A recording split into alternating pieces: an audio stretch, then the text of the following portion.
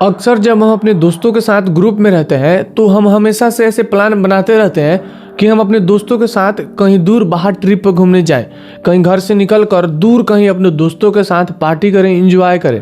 तो ऐसे ही आज की कहानी दिल्ली के एक प्रसिद्ध इलाके में रहने वाले 3 दोस्तों की है। तीनों दोस्त एक रात पार्टी करने के लिए किसी क्लब में जाते हैं और उसी पार्टी के दौरान, उसी ट्रिप के दौरान उनके साथ एक ऐसी खतरनाक भूतिया घटना घट जाती है जिसे सुनने के बाद आप सोच भी नहीं सकते कि ऐसी घटना रियल में कैसे घट सकती है। तो आइए इस डरावनी भूतिया कहानी को पूरे डिटेल में सुनते हैं। तो ये जो घटना थी ना, वो 3 दोस्तों के साथ घटी थी। तीनों दोस्त का नाम था कमरान, और एक का विनीत और एक का नाम रंजीत था। ये तीनों लड़के ना दिल्ली के एक अच्छे खासे एरिया के रहने वाले थे। बचपन से ही साथ में ये लोग रहा करते थे और पढ़ाई लिखाई भी जो था इन सब का साथ में ही हुआ था। तो इनकी जो दोस्ती थी वो बहुत ज़्यादा गहरी वाली थी। ये लोग हमेशा ना नया साल आने से पहले ही हर साल ये बहुत एक्साइटेड रहते हैं। वो इसलिए क्योंकि ये सोचते हैं कि न्यू ईयर आने वाला है तो मज़ा आएगा, हम लोग पार्टी करेंगे, इधर उधर घूमेंगे। तो ये बहुत एक्साइटेड रहते थे। लेकिन जब ये लोग स्कूल पढ़ते थे ना तो लिमिटेड टाइप की ही पार्टी कर पाते थे। मतलब अपने ही एरिया में कोई छोटा सा स्ट्रीट फूड के दुकान पर गए और वहाँ कुछ खा लिया, दोस्तों के साथ थोड़ा बहुत घूम लिया। तो ऐसे ही नज़दीक में ये थोड़ा बहुत घूम लेते थे। लेकिन जैसे ही ये लोग कॉलेज में पहुंचते हैं तो ये बहुत एक्साइटेड रहते हैं कि अब तो हम कॉलेज में पहुंच गए, अब घर वाले भी हमको थोड़ी ही रोक टोक पाएंगे।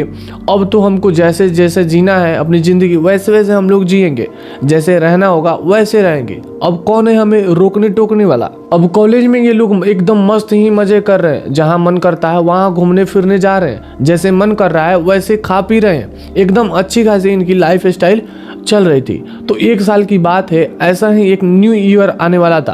तो उसके लिए ये पहले से ही ये लोग फिर से बहुत एक्साइटेड थे कि इस बार न्यू ईयर में हम लोग कहीं घूमने जाएंगे। इनके कॉलेज का भी लगभग फाइनल ईयर ही चल रहा था। तो कमरान और विनीत और रंजीत बात कर रहे थे। तो रंजीत बोलता है एक काम करते हैं, हम लोग ना क्लब पार्टी जाते हैं, कोई अच्छे से बड़े क्लब पार्टी में जाएंगे, मस्त एंजॉय करेंगे और फिर हम लोग वापस आ जाएंगे। तो ऐसे करके हम लोग को मज़ा ही आ जाएगा ना।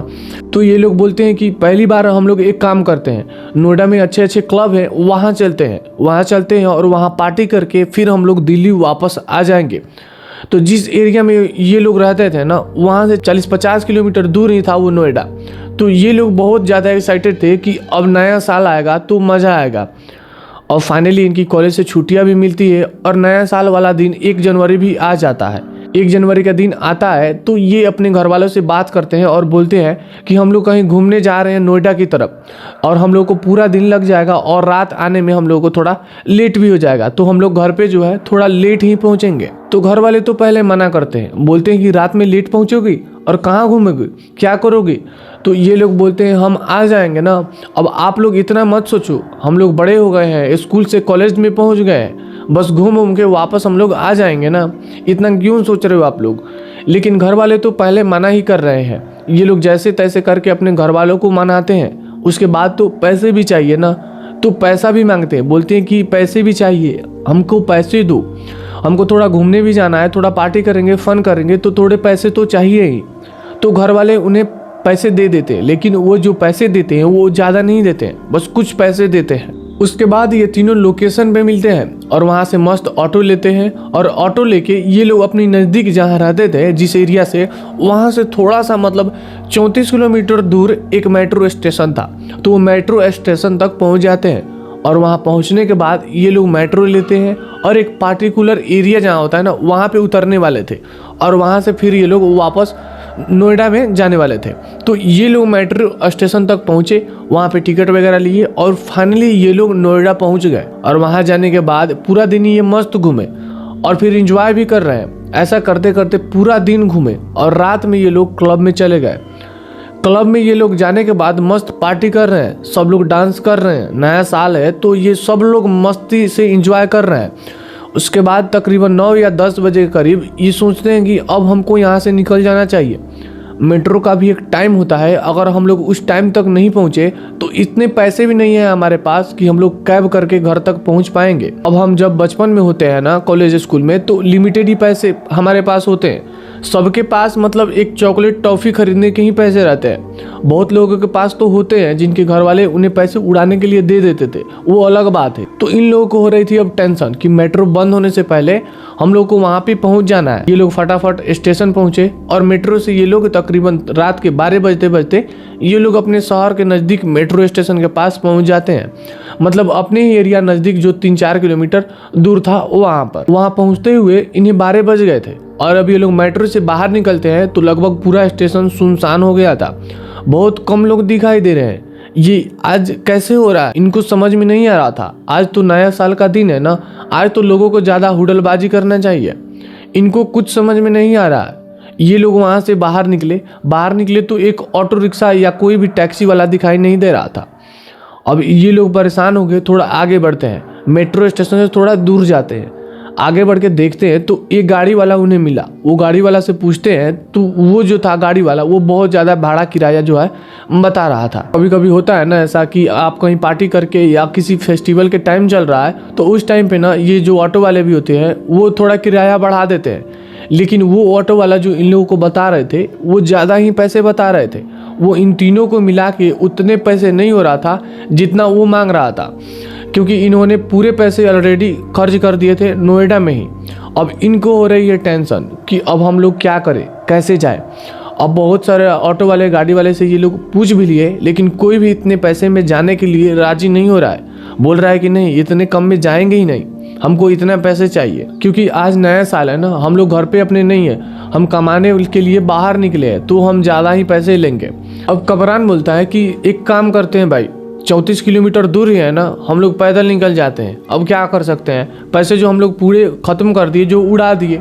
अब रंजीत, विनीत और कमरान तीनों पैदल निकल जाते हैं। ये लोग मस्त चलते जा रहे हैं और चलते चलते एक ऐसी एरिया जहाँ पहुँचते हैं जहाँ सब कुछ सुनसान दिखाई दे रहा था।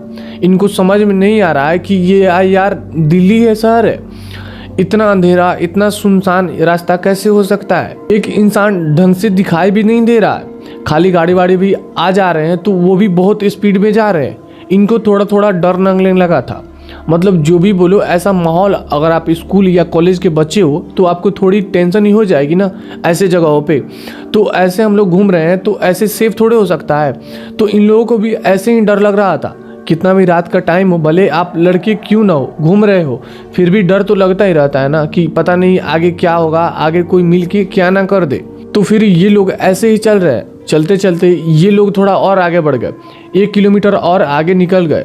थोड़ा थकान भी अब इन लोगों को होने लगा, क्योंकि बहुत डांस किए थे ना इन लोग, तो ये बहुत ज़्यादा थक गए थे।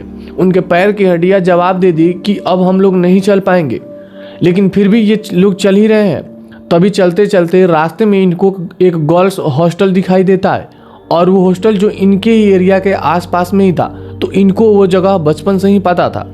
तो वो देखते हैं कि गर्ल हॉस्टल जो है वो सालों से बंद है और वो अलग से खंडहर टाइप का हो गया था।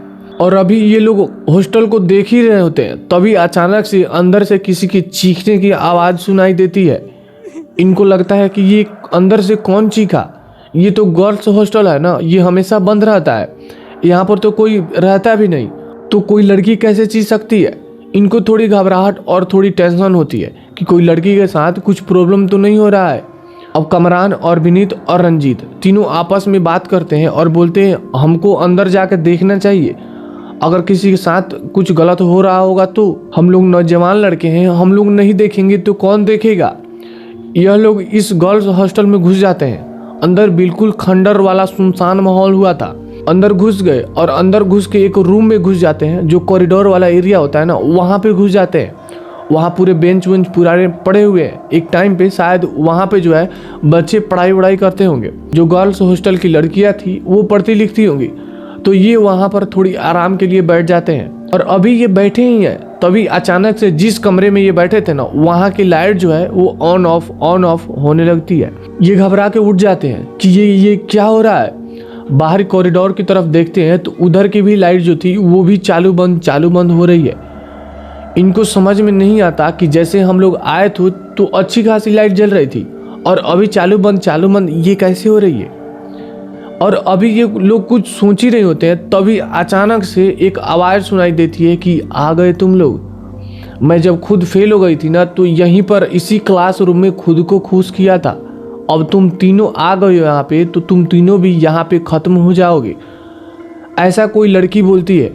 अब ऐसी आवाज़ उनको सुनाई देता है कि मतलब मैंने खुद को यहाँ पर ख़त्म करी थी, अब तुम भी यहीं पर ख़त्म हो जाओगे। ये बहुत ज़्यादा घबरा जाते हैं और उठ के वहाँ से भागते हैं कि हम गेट से बाहर निकल जाते हैं। तभी जैसे ही ये गेट के पास पहुँचते हैं तो धड़ाम ऐसे गेट लग जाता है, गेट बंद और लाइट भी बंद। अब वहाँ पूरे क्लासरूम में अजीब सी एक स्मेल फैल गई और अजीब सी किसी की भागने दौड़ने की आवाज़ सुनाई देने लगती है। एक लड़की की आवाज़, कभी हंसने की, कभी रोने की, मतलब अजीबोगरीब टाइप की आवाज़, कभी दर्द भरी आवाज़ ऐसे सुनाई देने लगता है। ये लोग सारी आवाज़ अभी सुन ही रहे होते हैं, तभी अचानक से दूर से इनको कॉरिडोर में एक अजीब सी लड़की खड़ी हुई दिखाई देती है। वो लड़की का जो फेस था ना, वो कुछ अजीब लग रहा था और आँख जो उसका था वो पूरा लाल था। अब ऐसे वो लोग देखते हैं और देख के बहुत तेज घबरा जाते हैं, और वो जो विनीत है ना, वो इतना तेज घबरा जाता है कि वहीं पर गिर के बेहोश हो जाता है। विनीत बेहोश हो गया और जो कमरान है उसको कुछ याद ही नहीं कि उसके साथ, उन लोगों के साथ क्या हो रहा है। उसके बाद जब उसकी आंखें खुलती है कमरान की, तब वो रोड पे खुद को पाते हैं और वहाँ पर विनीत और रंजीत भी है। ये आँख खोलता है और आँख खोल के बोलता है कि यहाँ पर कैसे आ गए हम लोग, हम लोग कैसे बच गए, वो चुड़ैल हमको मार डालती, हम लोग कैसे बच गए। तब रंजीत बोलता है कि मैंने बचाया है तुम दोनों को। तो दोनों बोलते हैं रंजीत तूने कैसे बचाया।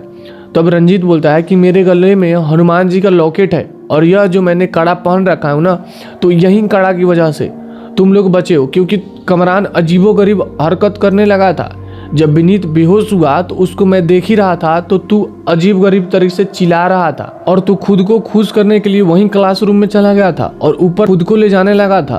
तो मैं कैसे भी करके तुझे वहां से उतारा हूँ और तू जो अजीब तरीके से चीख रहा था, तो तेरी भाषा में जो है कुछ अजीब लग रहा था।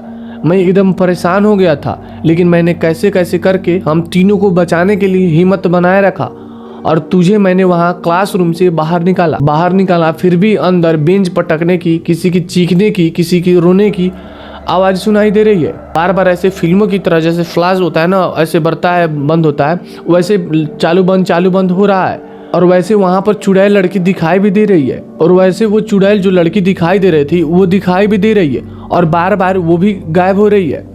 मैंने सबसे पहले तुझे घसीटते हुए, हनुमान चालीसा पढ़ते हुए बाहर निकाला और उसके बाद विनीत को बाहर निकाला। मैं तुम लोगों को यहाँ पर होश में लाया हूँ भाई। अब हमें यहाँ से भागना पड़ेगा, कुछ तो गड़बड़ है वहाँ पर उस हॉस्टल में, कुछ तो शायद हुआ था जो वो चुड़ैल बोल रही थी, उसकी वजह से ये सब हुआ है। तब से ये हॉस्टल बंद है, हम लोगों को भागना पड़ेगा। अब ये लोग हिम्मत बनाए रखे थे और वहाँ पे एक भी ऑटो दिखाई नहीं दे रहा है।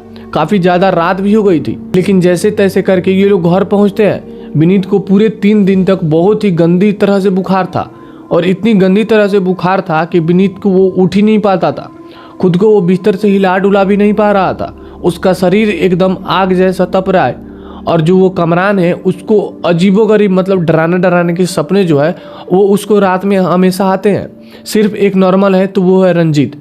क्यों? क्योंकि उसने हनुमान जी का जो है लॉकेट पहना था और उसने कड़ा पहना था। इन दोनों ने जो एक्सपीरियंस किए थे उसकी वजह से दोनों की हालत बहुत ज़्यादा खराब हो गई थी। अब कुछ दिनों तक ऐसा चला और उसके परिवार वालों ने झाड़ फूक करवाए। विनीत और कमरान भी अपना जो भी रिचुअल करना है वो भी कराते हैं।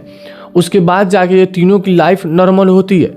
लेकिन उसके बाद से ये कभी भी ये लोग हिम्मत नहीं कर पाए कि रात को ये कहीं पार्टी करने जाए। खैर, अभी जो विनीत है वो पढ़ाई कर रहा है और रंजीत जो है वो दुबई में रहता है और जो कमरान है वो जॉब कर रहा है और पढ़ाई भी साथ में ही कर रहा है। लेकिन कहीं से भी इन तीनों ने उस रात को भूल नहीं पाया और ना ही जीवन में वो लोग कभी भूल पाएंगे। तो आज की कहानी यहीं पर समाप्त होती है और आशा करता हूँ कि ये डरावनी कहानी आपको पसंद आई है। तो वीडियो को लाइक करें, हाइप करें और इस कहानी का सबसे डरावना पार्ट आपको कौन सा लगा कमेंट में ज़रूर बताएं। और हाँ, अगर आपके पास भी कोई ऐसा रियल इंसिडेंट कहानी है तो आप मुझे इस इंस्टाग्राम या फिर मुझे इस जीमेल पे सेंड कर सकते हैं। मैं उस कहानी को जो है अपने तरीके से सुनाऊंगा। तो चलिए मिलते हैं ऐसे ही किसी डरावनी भूतिया कहानी के साथ।